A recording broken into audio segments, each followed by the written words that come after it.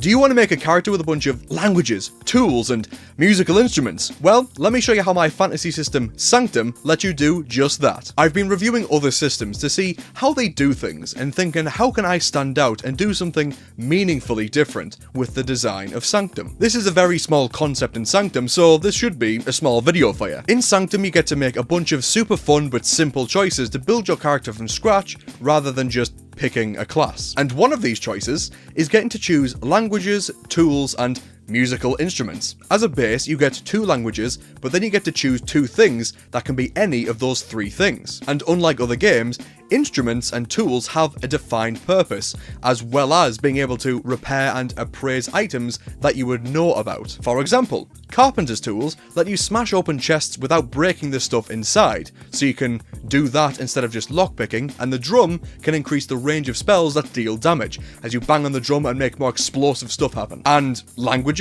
Well, there's an activity that you can do called Decipher, which considers what languages that you know and lets you roll to see if you can pick up the gist and the subject of a bit of text that you find, and how difficult depends on your choice of languages. And you can also do it if people are talking at you and you don't understand what they're saying, but you would need to have them talk to you for 10 minutes. So you'd have to try and convince them, can you keep repeating what you're saying? There is a table of languages, and if you have 4 languages, then you can spread them across the table and be able to decipher most of the languages in the game. Sanctum is a game about adventuring, and all this stuff helps you adventure. So with all this stuff to help you adventure, you might want to get your hands on more of it.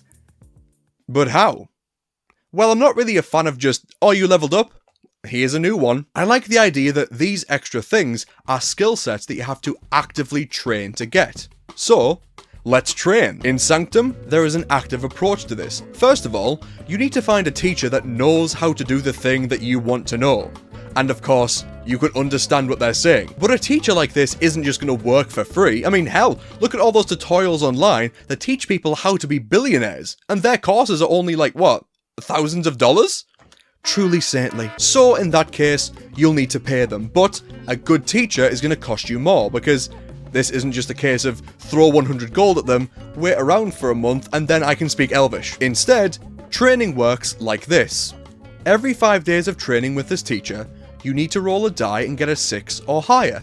If you succeed, you gain 1 success. If you fail, you'll need to keep training for another 5 days. Every 5 days of training, you need to pay a cost, and you're trying to get 4 successes in total. So, let's hope your character can pick up what the teacher is putting down. But here's the thing, the die that you have to roll and get a 6+ on depends on the teacher. If they're a novice teacher, you'll have to roll a d6 and try to get a 6. Meanwhile, a master teacher, a Yoda sort of character, will have you roll a d12. This creates a step-by-step montage scene, where you and your teacher will train, and if you're willing to cover the higher cost, you'll have a higher chance of succeeding. And you're going to want to succeed because, as I said before, every 5 days, there is a cost. So, if you roll a d12 with a master teacher and get over 5 every time, you'll only need to spend 20 days learning, costing only 160 gold. And that might seem like a steep price, but you have to consider the risks of using a novice teacher, for example.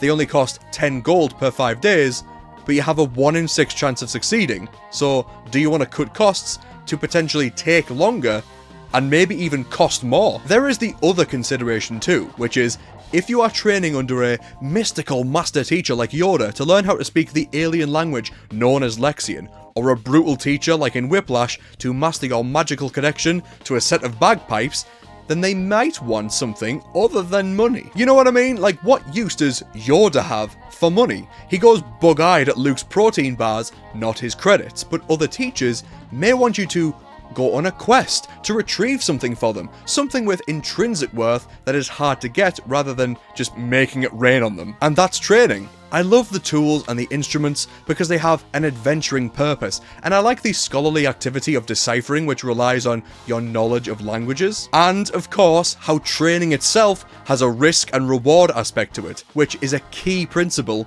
in the design of Sanctum. And that'll be all from me. I'm going to make more short videos like this one, going over the design of Sanctum, and I hope you'll come along by clicking the video on screen. I love you all, and I'll see you next Saturday.